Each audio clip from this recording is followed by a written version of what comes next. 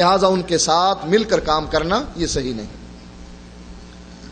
کیا حدیث اور قرآن میں آپس میں اختلاف ہو سکتا ہے؟ ہاں ہو سکتا ہے۔ حضرت عمر نے اختلاف تھا تو اللہ کے نبی کو کہا تھا کہ قرآن کہہ رہا ہے ڈر کی حالت میں قصر ہے اور آپ امن کی حالت میں قصر کر رہے ہیں۔ اللہ کے نبی نے فرمایا یہ اللہ نے انعام کیا ہے۔ اختلاف ہو سکتا ہے لیکن اختلاف تب ہوگا کہ جب ہم حدیث اور قرآن میں تطبیق نہیں دیں گے۔ خود قرآن کے اپنے اندر اختلاف ہے، خود قرآن میں اپنے اندر بھی اختلاف پایا جاتا ہے۔ مثلا قرآن کہتا ہے کہ یہ نبی وہ ہے کہ جو تم پر پاک چیزوں کو حلال کرتا ہے اور خبیث چیزوں کو حرام کرتا ہے۔ یہ قرآن کی آیت ہے، اور اللہ قرآن میں کہتا ہے یا ایھا النبی لما تحرم ما احل اللہ لک، اے نبی جس کو اللہ تیرے لیے حلال کرتا ہے تو کیوں حرام کرتا ہے؟ پہلے اجازت دے دی کہ یہ حلال چیزوں پاک طیبات چیزوں کو تمہارے لیے حلال کرتا ہے، خبائث کو تمہارے لیے حرام کرتا ہے، پھر اللہ پوچھتا ہے کیوں حرام کیا؟ اس کا معنی یہ ہوا اگر تطبیق نہ دی جائے، دونوں آیتوں میں تطبیق نہ دی جائے تو قرآن میں بھی اختلاف نظر آتا ہے، لیکن تطبیق دی جاتی ہے۔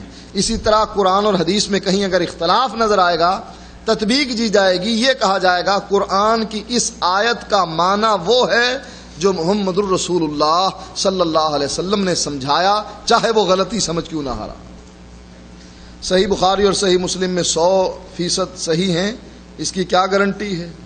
اس کی کیا گارنٹی ہے کہ یہ قرآن 100% صحیح ہے؟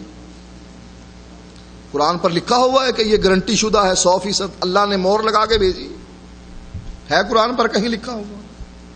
قرآن کے لیے سب سے بڑی دلیل دی جاتی ہے کہ اللہ قرآن میں کہتا ہے انا نحن نزلنا الذکر و انا لہ لحافظون، کہ یہ ذکر ہم نے اتارا اور اس کی حفاظت ہمارے ذمے ہے۔ اللہ نے قرآن کی گارنٹی نہیں دی، ذکر کی دی ہے۔ ذکر کیا ہے؟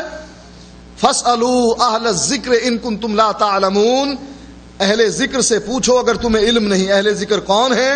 علماء مراد ہیں۔ علماء کون ہوتے ہیں؟ جو قرآن کو بھی جانتے ہیں، حدیث کو بھی جانتے ہیں۔ ذکر سے کیا مراد ہوا؟ قرآن اور حدیث۔ انا نحن نزلنا الذکر، ہم نے قرآن اور حدیث اتارا اور اس کی حفاظت ہمارے ذمے ہے۔